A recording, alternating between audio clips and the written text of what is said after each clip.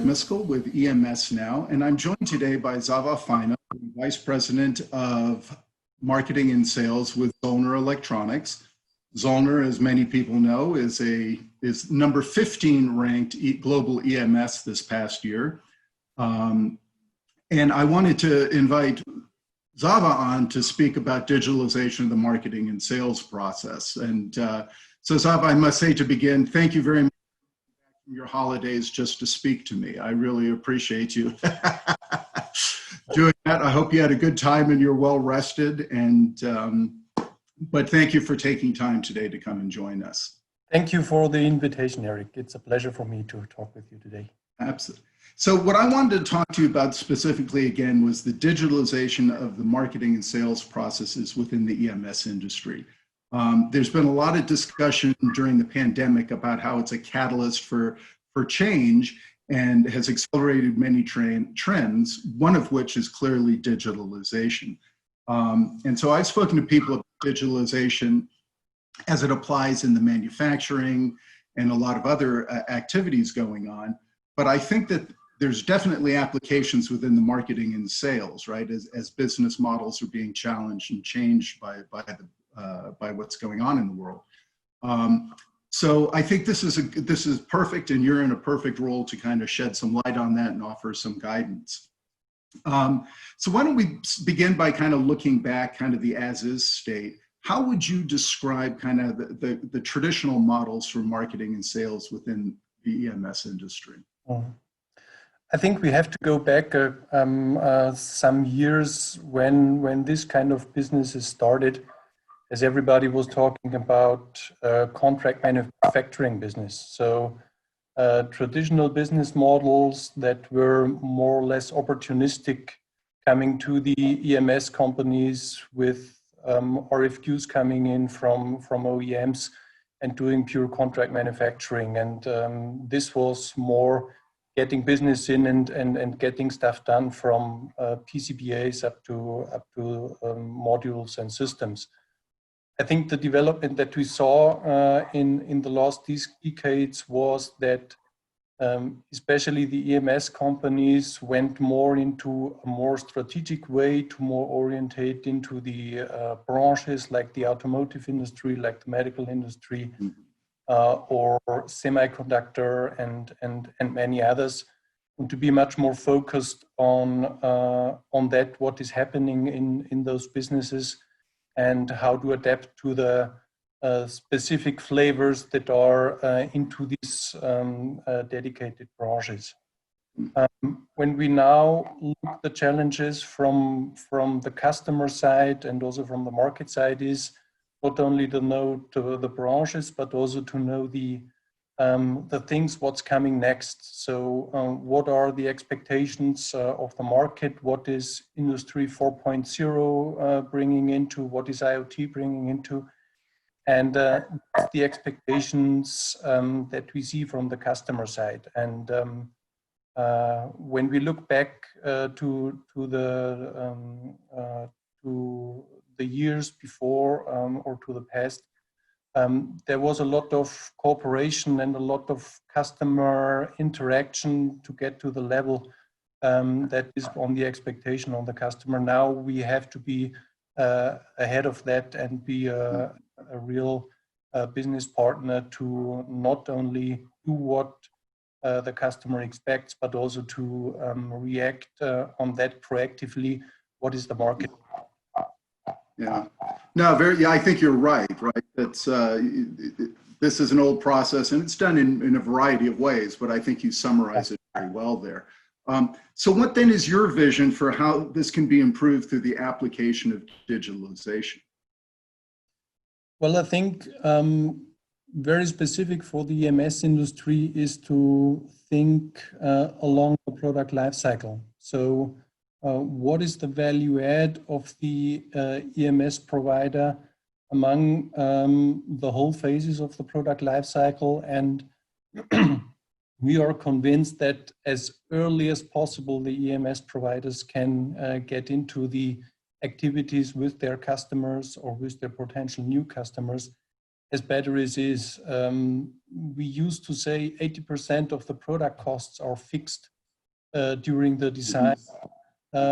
I also would state that the majority of the product success is fixed with the market, customer, and the product, and also the business model.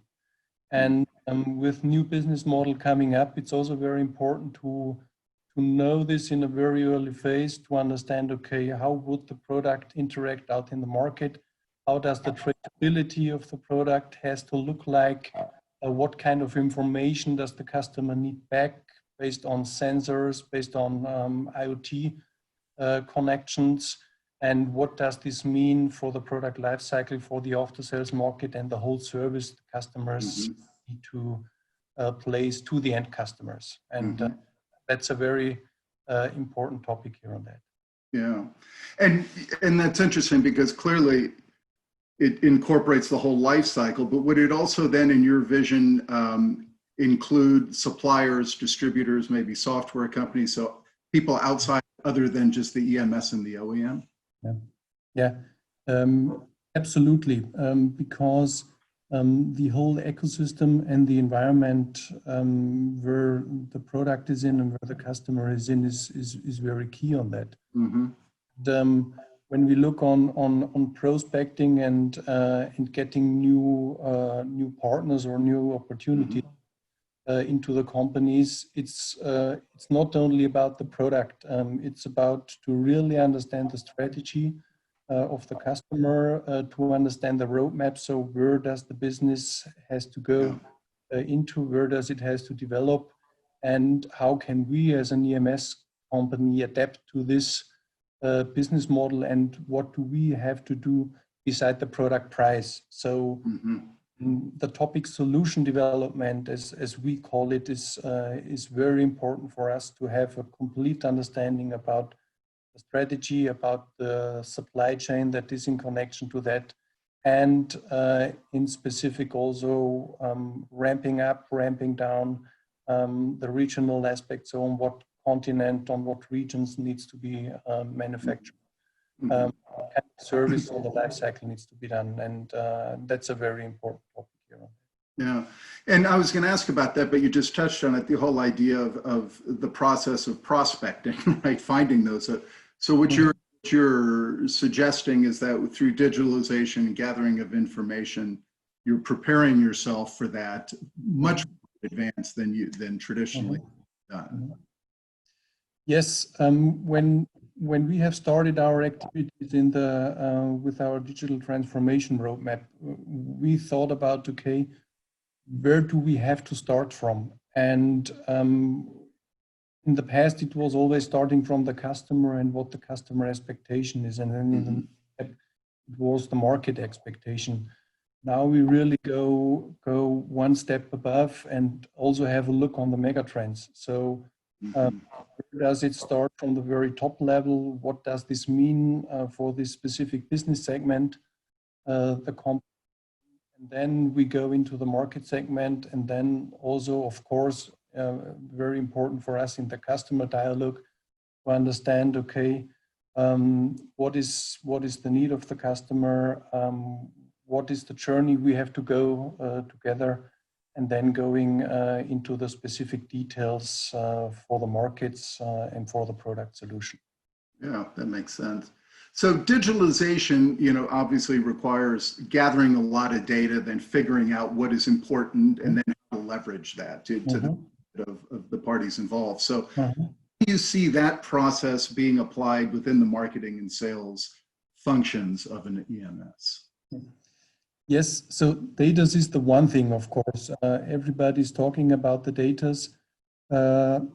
Important is also the experience within the specific markets, and what are the requirements for the specific regions, and then going really into concrete and starting from all the different aspects around the product. So what are the design informations? How are the RFQ data formed? How good are the data? In what condition are they? What about obsolete parts? What about alternatives? What about best price? aspects and all the design for excellence aspects that are needed. And with this information, of course, the EMS industry has to form the right basics and the right, well, data set in order to give the best quote to the customer. Mm-hmm. Yeah, no, that makes, and you touched upon it. So the quoting process is a critical piece of what an EMS does, and gathering that data. And so what improvements do you think are needed, would be included in such a thing? And is that an off-the-shelf product then, or is it something that gets developed, a homemade product, so to speak? Well, the EMS industry in general has always a lot of challenges in the quoting process, as we have to deal with so many different products in so many different complexities, starting from high volume, low mix products to low volume, high mix, from PCBAs to complete end systems with 20,000 BOM parts, whatever. The different complexities are very broad, and this needs to be get under one roof in point of view of the calculation process. So we have been investigating a lot in the past to really find out, is there something that we can use to do our calculation activities? And is this something where we can display all different kind of complexities in the product? And at the end, we didn't find a solution that covered everything that we wanted. What led us at the end to the process that we are actually developing our own solution in point of view of calculation, covering material, labor, test, and all the different business model structures that are existing and that will come up for the future, of course. Yeah. And just to probe on that a bit, was that more because of, as you said, you didn't find something that satisfied your needs exactly. So you found that having your own homemade allowed you to be more adaptable to your specific needs as you move forward? Yes, on the one hand, but also on the other hand, we really wanted to generate the right benefit for the customers. And one major aspect, of course, is accelerating the quoting process. So this is, of course, one of the key aspects.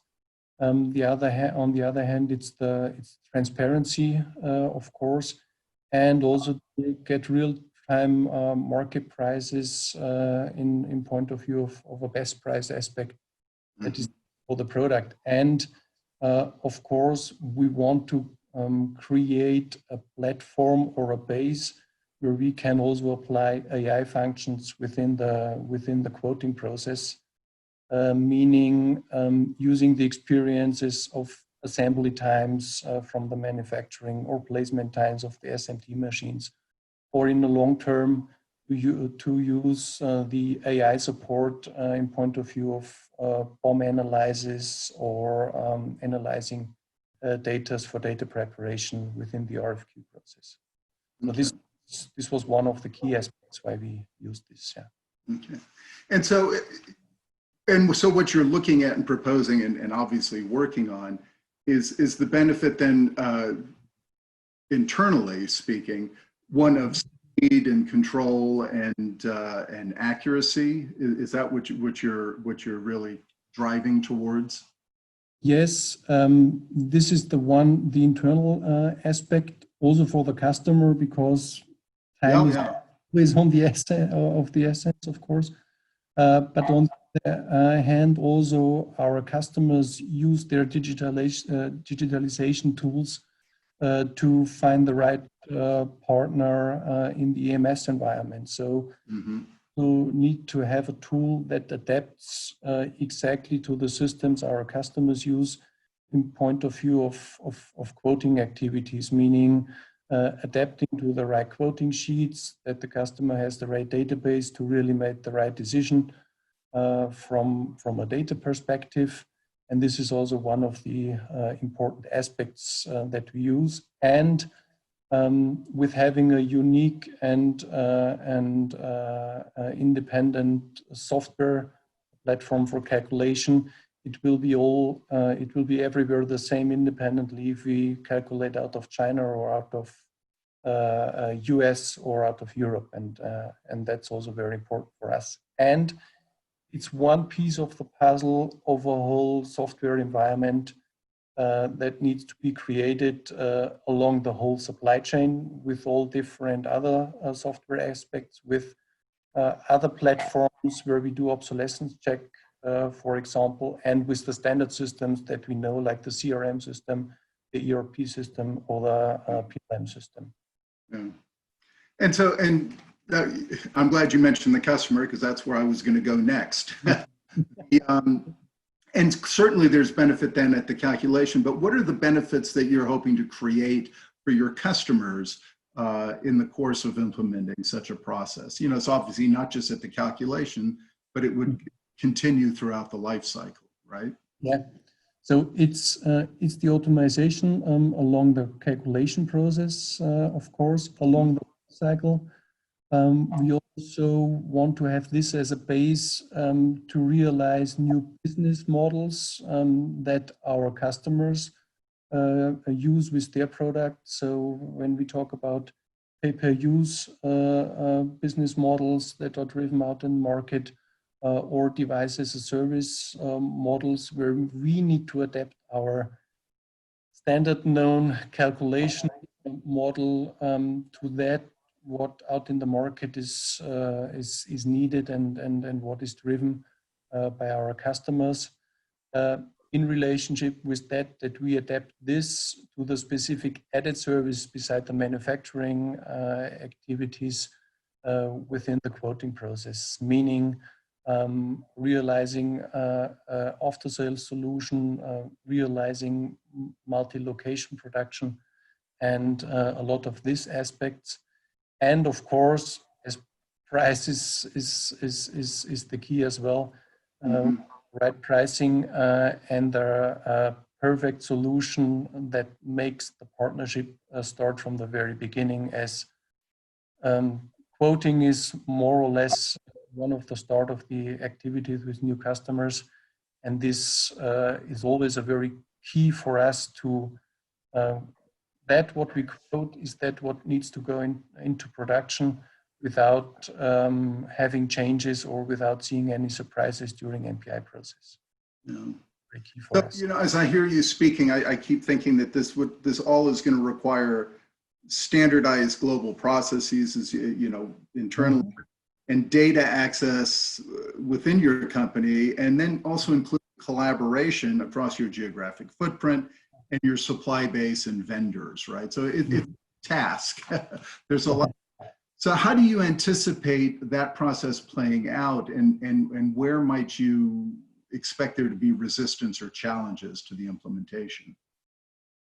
Well, the challenges is on different sides with the implementation.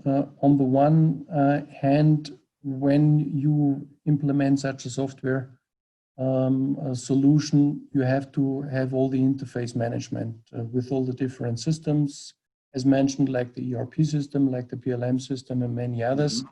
On the one hand.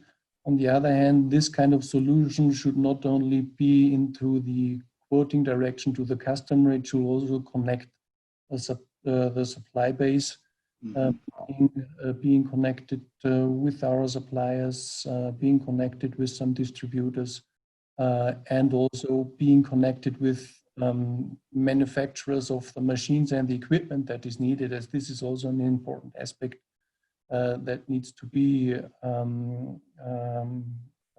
considered in point of view. What kind of machines do we need? What kind of processes need to be realized? And how can a digital twin aspect be included in early phases when we talk about complete solutions for bigger projects? Yeah. So these are the big challenges in connection with data migration, of course, getting all the information into this kind of systems on the one hand, and also working with the right data.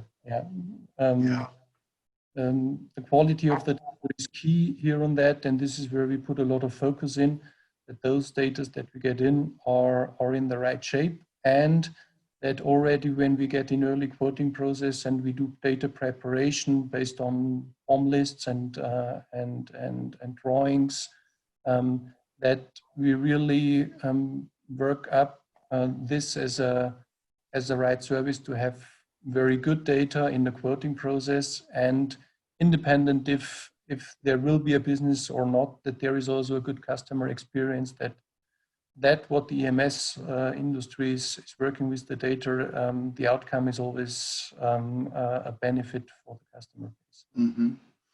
Yeah, and you know, I hear you speaking about the involvement of all these different vendors, and I guess I just wonder, you know, what is required to get the collaboration among the vendors? Are people on board with this and willing to cooperate and adapt to the needs that Zollner is now establishing for software? You mentioned the PLM, the ERP, the MES, all these. Is that collaboration, or is this something that might require an in-house solution as well, ultimately? I think it will be a mix out of both on that. It depends on what kind of technologies we are talking about. If we talk about all electronic aspects, I think the supply base is on a good way to have the right connections and the right collaboration platform. When it goes about drawing parts, when it goes about mechanical parts, there is definitely some more activities to do. But, and that's the positive thing, our customers, our vendors, everybody has the digitalization on their roadmap, and there are a lot of activities on all sides. It definitely will be a question, when is everybody ready to go, and when's the right time to have this data platform in a shape that it works consistently in a generous way. So there is definitely some way to go, but I don't see resistances. I just see challenges to the realization of that. Yeah. So how far along would you consider Zollner to be on the path that you're describing? I mean, have you advanced quite further along? Is this still more strategic and you're putting the pieces in part? How's that journey going? So the journey is a very interesting one. We have started this journey already more than a year ago. We already have some progress and successes on that. We learn, of course, with every sprint that we do in designing the software. That's clear. We will have some time to go on that, but we already have some success stories to tell, where we have some segments in the progress that work already. So that's very good. It's very challenging for us as well, as this is not typically something an EMS company is doing. But I think this is also one of the parts that need to be done when we talk about digital transformation. As you know, we focus a lot about the technical realization and everything that is going out on a technology base and in the manufacturing environment, but especially also in this area, and also in order to realize new business model. This was for us a very important topic, and that's why we decided to go this way and to proceed accordingly. Yeah. You know, and you're right, and you just touched on it there. I think the idea of new business models are needed within the EMS industry, and to adapt to the many disruptions that we've had, whether it be, I mean, COVID's just the latest, right? But we talk about tariffs, tsunamis, et cetera, et cetera. Exactly. And undoubtedly there's more to come, right? So, so I think that requirement will have for better, more resilient, more adaptable kind of tools and models to connected. So how would you judge the industry's readiness and willingness to change and adapt, or are they just being forced because it's been such a disruptive year that they're all now looking at it saying, my gosh, I got to do this? So I think that the EMS industry is quite good equipped already. When we look back the last decade, I think we have been working with a lot of partners and customers that exactly were in this phase of the digitalization and to realize new business models.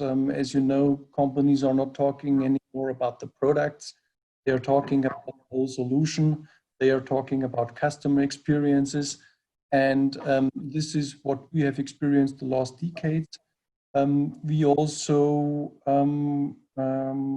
had new customers in the last year where probably nobody could imagine that this could be one of point of interest of working with those companies, talking about completely analog companies that make their products smart, or AI related companies, or pure software companies that say, hey, we need a device that collects the data for us, but we have no idea about the hardware portion because we're out of the software. And I think that's the process that is going on. And COVID is definitely an accelerator, also for us in the EMS industry, as it has to go more digital, it has to go more collaborative on that level. And this is important to drive this aspect. As you know, the EMS business is a business based on trust, and this trust has always been grounded on the proximity of be very close to the customer, to have the personal presence, and with lockdowns and with restrictions, you have to keep this trust in a mixed way to really also have the digital collaboration, not only on the quoting area, but also on other platforms, could be reporting in other collaboration areas, to have the chance to be as close to the customer as you can be at the actual situation, of course. Yeah. No, and you're right. I mean, I think a lot of people think of marketing and sales as just the upfront function, but it truly it goes throughout the whole relationship, you know, growing that relationship ultimately. And as you say, developing that trust, and so that they feel good about giving you more business. What has it meant for you, for the team there at Zollner? I mean, you're talking about things when we're talking, I've just wrote, you know, you're talking about the digital twins, you're talking about the AI, you're talking about all these more technical processes than we have before. Was that already within Zollner? Have you had to bring in more talent to do that, or do you leverage that which is outside of the company? The answer as well is it's a mix out of that, as we have been putting a lot of effort always in the technology, always to keep on the edge of that, what is based on the offer in the EMS business and what is state of the art. Being very early in holistic trace solution, having a lot of data generated out of the manufacturing, we have been working with this for many years already. So for us now, it's important to get the next step and to get all data on a good level, where we can work with those informations in a consolidated way. As the worst thing is to have an isolated data lake where you can just work on one end, not on the other side, and that's key for us. And we are good equipped to that, as all our locations have the same software environment, have the same equipment, and this is a very good condition to build on that with all the future activities. So to answer your question, yes, we did a lot by ourselves. We have some good partners of course, and we of course still look for very good, talented people with all the and skills in that areas. Yeah, no. This is fascinating, because and thank you for your time today, because this really kind of enlightens about these processes and what's happening and the changes that are really required. We need to wrap here. So I just wanted to say, you know, thank you for your time, for your insights. I think the audience is going to find that your comments will both help educate and challenge, somewhat in the industry to kind of to realize this is here, this is now, we need to do this. And that's a consistent theme as we've been doing interviews for the last many months during the pandemic, was that change, the changing business models, the needs. Staying, status quo is not a good strategy in these times, right? And so it's exciting to see this, and I'll be watching, and hopefully we can get some follow-up from Zollner on this one, and from yourself about how this evolves and how it takes root in the industry. So Xaver, thank you so much for your time today and sharing your thoughts and comments with the audience. Thank you, Eric, and looking forward to the next discussion with you. Absolutely. Thank you, sir. And thank you. Bleib sicher, right? That's how they say it. Stay safe, stay healthy.